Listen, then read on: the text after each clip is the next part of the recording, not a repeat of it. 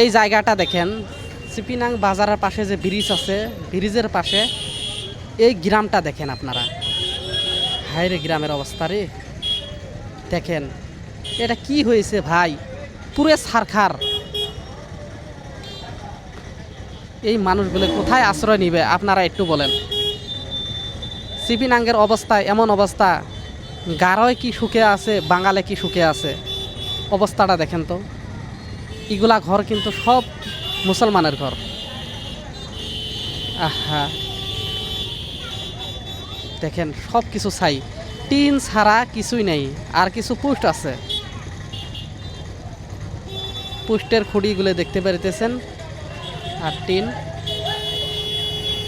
অবস্থাটা দেখেন না, ইসে অবস্থা, মুড়ির টিন দেখেন। দেখেন ভিডিওটা প্রত্যেকে কন্টিনিউ দেখবেন, আর ভিডিওটি প্রত্যেকে শেয়ার করে দিবেন। এগুলা দেখে কিন্তু আত্মা মানে না, কলিজা মানে না।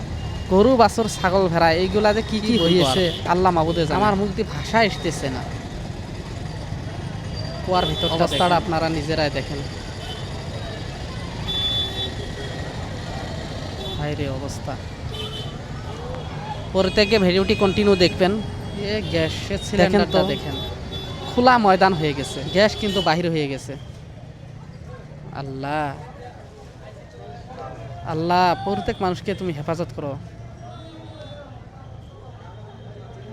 একটা মানুষের ঘর বাড়ি কতগুলা থাকে, সংসারের কত জিনিস থাকে, এগুলা কিন্তু সম্পূর্ণ ছারখার হয়েছে। আর এই মানুষগুলা কি করবে এখন আপনারা নিজেরাই বলুন। তারা কত কষ্ট করে কিন্তু ঘর গুছাইছিল, এতদিন সংসার জীবনযাপন করেছে, আর এখন কি করবে তারা? তারা কিন্তু অবশ্যই বাড়িতে নেই, বাড়িঘর ছেড়ে কোথায় না জানি চলে গেছে। প্রত্যেকে দোয়া করবেন যেন হাঙ্গামটা তাড়াতাড়ি মিটে যায়।